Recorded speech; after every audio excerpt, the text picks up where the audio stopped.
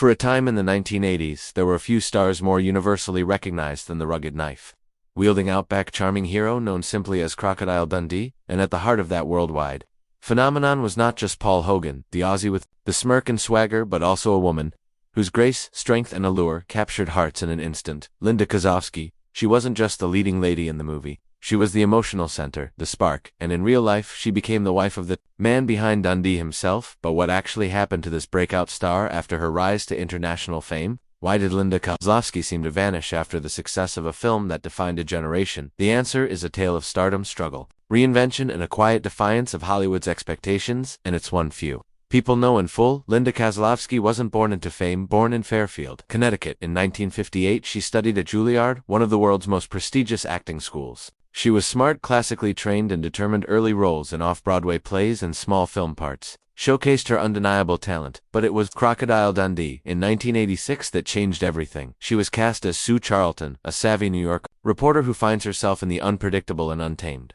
outback opposite a man who didn't just challenge the city's rules, he flipped them on their head.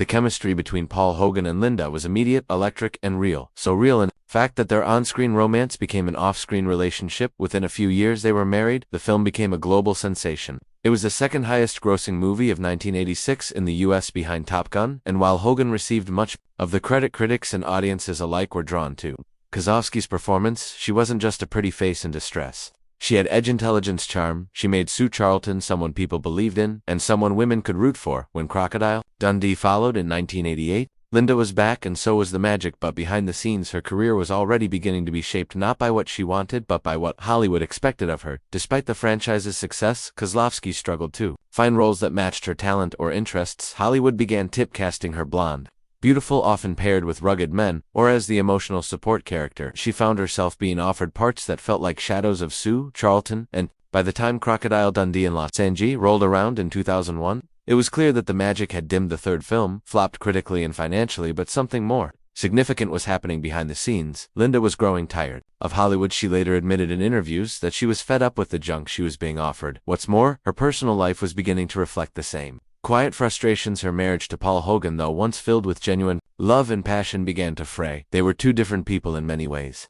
He was older, often consumed by the character of Dundee and the fame that came with it. She wanted more than just to be seen as Mrs. Dundee. The cracks widened over the years, until in 2014 Linda filed for divorce after 23 years of marriage, citing irreconcilable differences. But in that decision came something more powerful than heartbreak. It came with freedom. Linda walked away not just from a marriage, but from the version of herself that had been shaped by Hollywood's narrow vision. She stepped away from acting, choosing instead to live life on her own terms. Many assumed she'd vanish quietly into anonymity, but Linda Kozlovsky had other plans. She moved to Morocco. Yes, Morocco, there among the deserts and winding streets of Marrakesh. She reinvented herself as an entrepreneur and global traveler. She co-founded a luxury travel business called Dream My Destiny, curating personalized travel experiences for high-end clients, immersing herself in the cultures and communities she had long dreamed of exploring. It was a total rebirth away from red carpets, paparazzi, and auditions. She traded scripts for soul. Linda once said, "The best role I've ever had is the one I created for myself." That's not something you hear from many former leading ladies of 1,982 blockbusters, but that's what makes her story so remarkable. While other stars faded due to scandal, addiction, or burnout, Linda Kozlovsky made a deliberate choice to disappear and thrive. She still remains in touch with some of her fans and has been gracious in interviews when asked about Crocodile Dundee.